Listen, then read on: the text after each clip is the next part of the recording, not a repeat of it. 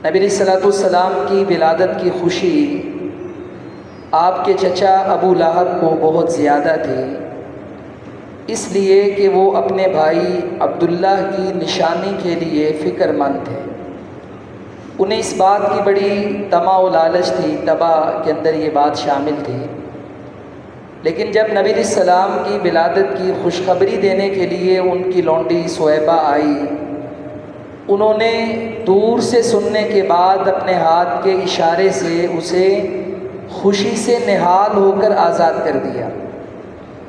اور 40 برس محبت کا حق ادا کیا۔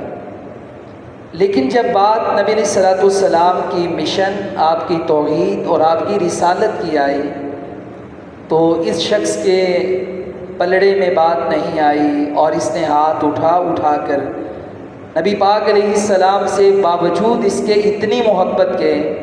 آپ کی اتباع سے روگردانی کی۔ تو اللہ تعالیٰ نے انجام کا کیا بیان کیا، تبت یدا ابی لہب وتب، برباد ہو گیا، اس کے ہاتھ ٹوٹ گئے۔ ما اغنا عنہ مالہ وما کسب، لونڈی مال کی حیثیت رکھتی ہے، ملازم اور غلام میں فرق ہوتا ہے۔ ملازم سے کام لیتے ہیں، اسے اجرت دے دیتے ہیں، جبکہ غلام اور لونڈی ایک مال کی حیثیت میں ہوتے ہیں۔ بندہ فوت ہو جائے، اسے وراثت میں تقسیم کیا جاتا ہے، اس کا ریٹ لگایا جاتا ہے، مالیت طے کی جاتی ہے۔ تو اللہ کہتے ہیں نہ اس کا مال کام آیا اور جو اس نے کمایا کچھ بھی کام نہ آیا۔ یہ محبت ہے مگر اتباع نہیں۔ اور اس کے مقابلے میں ایک گروہ ایسا بھی ہے کہ جس نے اتباع کی، اگرچہ کچھ کمی کوتاہی تھی، مگر محبت رسول صلی اللہ علیہ وسلم سے ان کا دامن خالی تھا اور دل میں بغض اور نفرت تھی۔ ایسے بد نصیب لوگ تھے، اور وہ مدینہ میں عبداللہ بن ابی اینڈ کمپنی کے نام سے معروف تھے۔ رئیس المنافقین ہیں اور اس کے سارے لوگ ہیں، نماز بھی پڑھتے ہیں، کلمہ بھی پڑھتے ہیں، جہاد میں بھی جاتے ہیں، اگرچہ درمیان میں آ کر مسلمانوں سے غداری کرتے ہیں۔ جمعے والے دن لوگوں کو بٹھانا، مسجد نبوی کو آباد کرنا، آوازیں دینا، کھینچ کے لانا، یعنی اسلام کے کاموں میں بڑا پیش کردار ادا کرنا، یہ عبداللہ بن ابی کا کام ہے۔ لیکن نبی پاک صلی اللہ علیہ وسلم پر ایمان اور آپ سے محبت اس کے دل میں نہیں بیٹھی۔ وہ اپنی زبان سے جو کہتا ہے، قرآن میں 2 باتیں اس کی ذکر ہیں، اور زبان جس طرح اللہ کے رسول کے بارے میں اور صحابہ کے بارے میں وہ استعمال کرتا تھا، اس کی اتباع تو تھی۔ کلمہ پڑھا ہے، نماز پڑھتا ہے، جہاد پہ جاتا ہے، خرچ کرتا ہے، مسلمانوں کی مجلسوں کا حصہ ہے،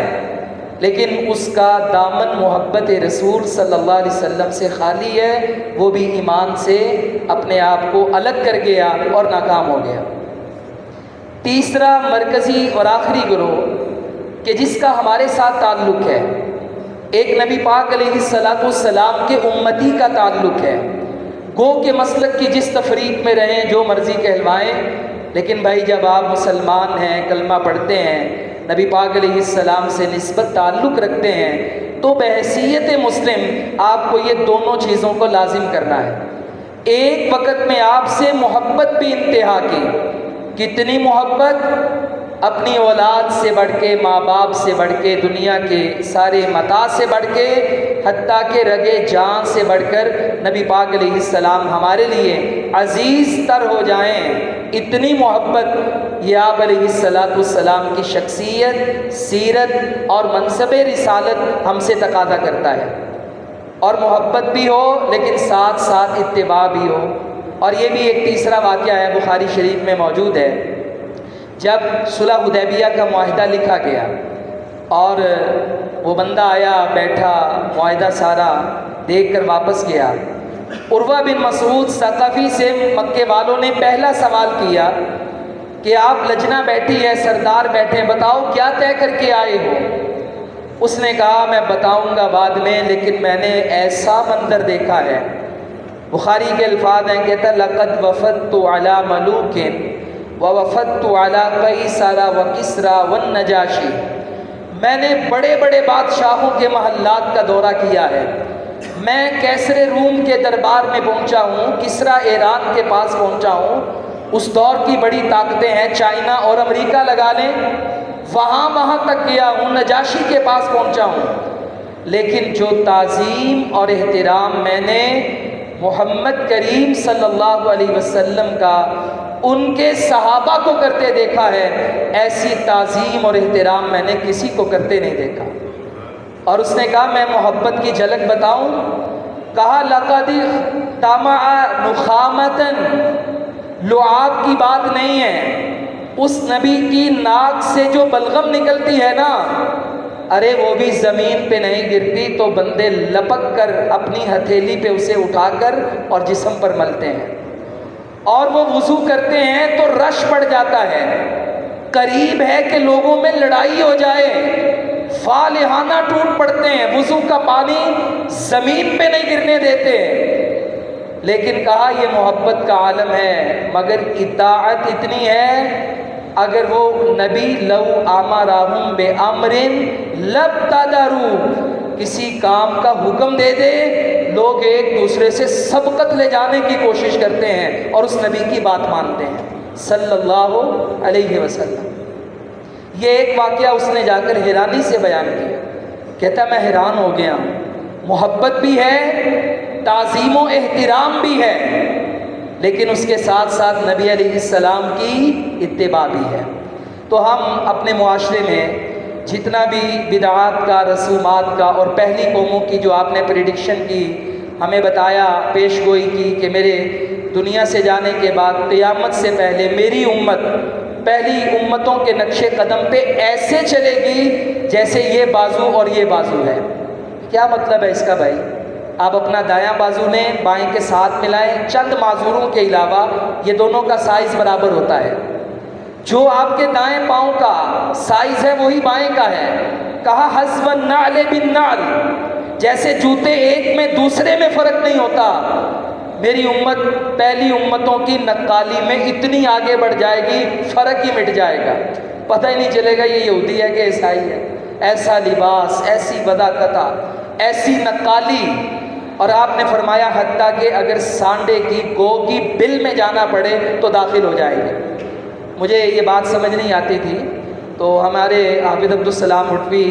رحمہ اللہ نے جو فتح السلام میں لکھا، انہوں نے بڑا پیارا جملہ لکھا، وہ لکھتے ہیں کہ اس کا مطلب یہ ہے کہ مشکل سے مشکل کام، وہ چھوٹی سی بل میں بندہ داخل نہیں ہو سکتا، یعنی یہود و نصارہ کی نقالی میں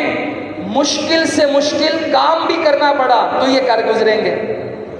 تو آج یہ ایک فتنہ ہے، امت اس میں بہہ رہی ہے، تو ہم نے تشدد، مناظرانہ، فتویٰ بازی، نفرت کی فضا سے ہٹ کر طبیب بن کر ان مریضوں سے محبت کر کے آنے والی نسلوں کے لیے دین کے شاعر کا تحفظ کرنا ہے اور انہیں اپنی دعوت اور اخلاق کے ساتھ اصل دین پہ کھڑا کرنا ہے، انہیں بتانا ہے کہ محبت بھی ضروری ہے اور اتباع بھی ضروری ہے، دونوں میں سے ایک کا دامن گیا تو ایمان سے ہم خالی ہو جائیں گے۔ اور آخری بات، آج کوئی بندہ کاپی کرے نا، کاپی رائٹس آ جاتے ہیں، اٹیک ہو جاتا ہے، آئی ڈیز اڑ جاتی ہیں، یوٹیوب آ جاتا ہے، فیشن ڈیزائنرز کو عدالت میں حاضر کر لیا جاتا ہے، کیا بھائی ڈیزائن میرا ہے، اس نے چوری کر لی ہے، کاپی کر لی ہے۔ یہاں پہ کاپی کرو، نقل مارو تو تمہیں سزا ملے گی، ایک ذات کی نقل مارو تمہیں اللہ تعالیٰ بدلے میں جنت عطا فرمائے گا۔ اللہ فرماتے ہیں لقد کان لکم فی رسول اللہ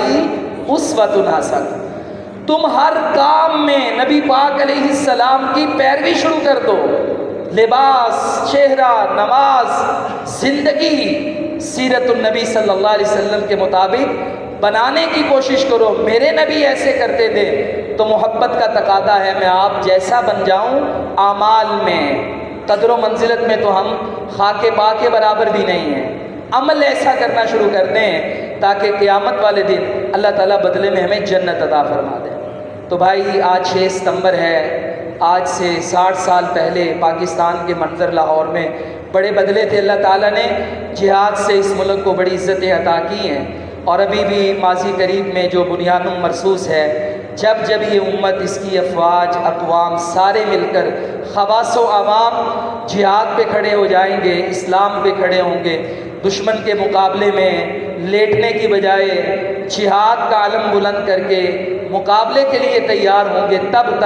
فتوحات ہمارا مقدر ہیں۔ ہم دعا کرتے ہیں بدر سے لے کر 65 تک، 65 سے لے کے آج تک جتنے بھی شہداء ہیں، اللہ تعالی ہمیں بھی، ہماری نسلوں کو بھی ان کے نقش قدم پر چلائے۔ دفاع اسلام ہو یا وطن ہو، دین ہو، اللہ تعالی ہمیں اس قافلے کا راہی بنائے۔ وآخر دعوانا ان الحمدللہ۔